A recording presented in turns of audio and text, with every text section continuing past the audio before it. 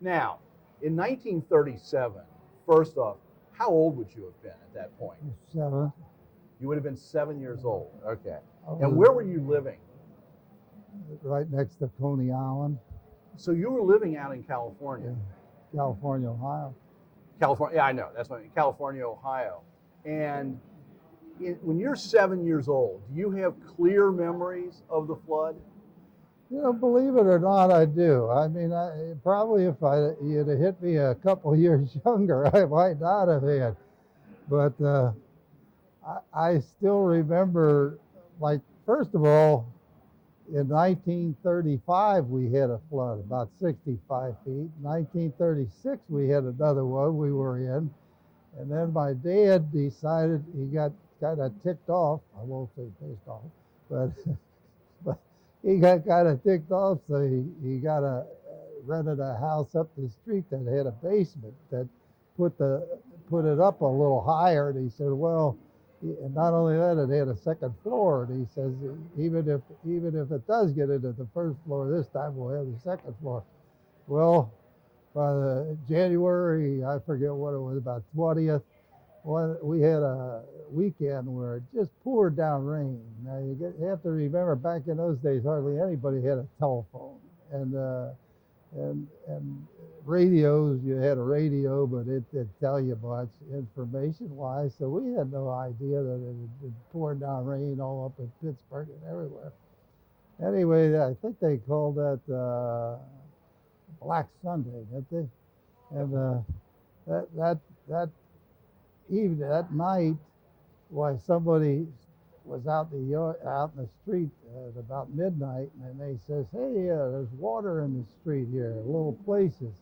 So everybody went out, and as I say, we were right next to now California. That part was called Upper California, and down where I went to school was Lower California, they called it.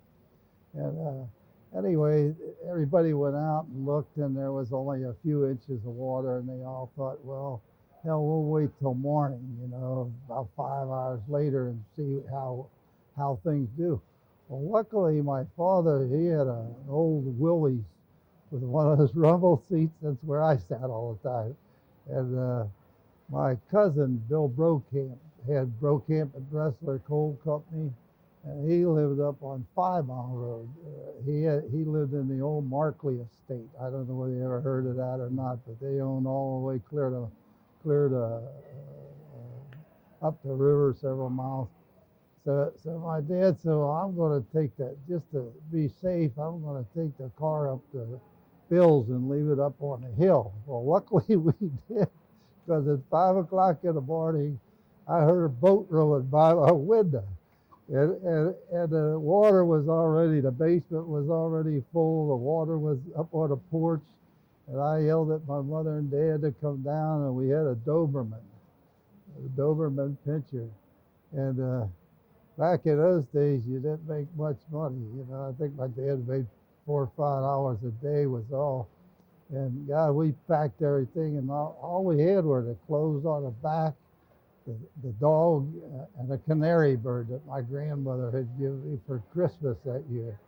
And anyway, we waited, and we got kind of worried. The water kept coming up higher and higher, and finally some guy came along with a rowboat. We asked him if he'd take us up to the hillside up along Kellogg Avenue. And he says, no, I'm busy.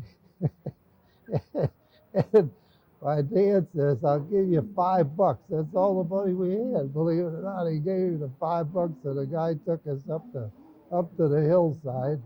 And then we had to walk all the way up the 5 Mile Road, because 3 Mile was right at the Coney Island entrance, and then 4 Mile, 5 Mile, we had to walk all the way along that hillside to Bill Brokamp's place.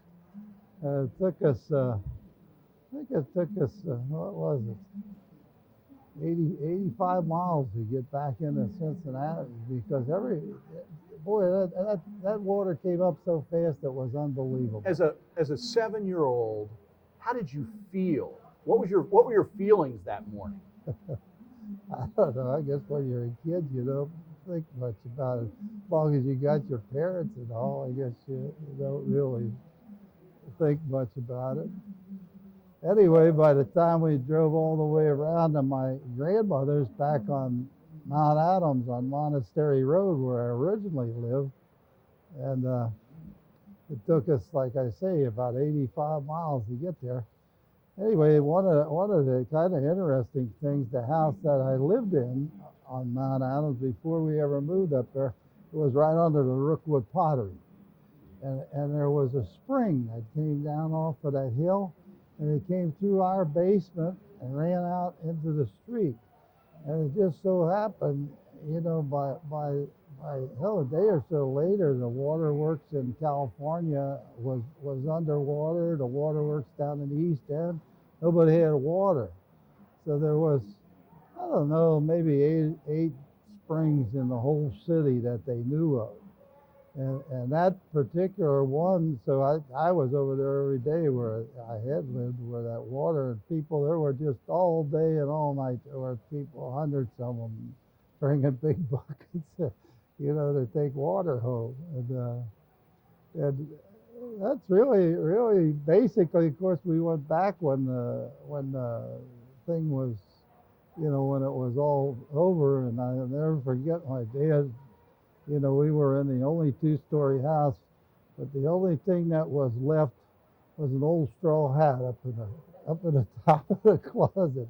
He had just bought me a new bicycle that year, and it was ruined. I'll tell you, the floods could just about ruin everything.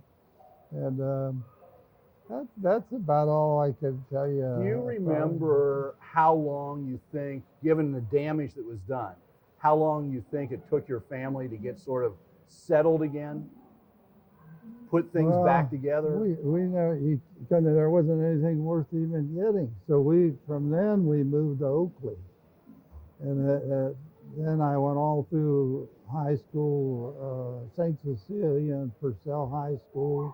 So you just got out. Yeah, basically there was nothing. You know, everything was.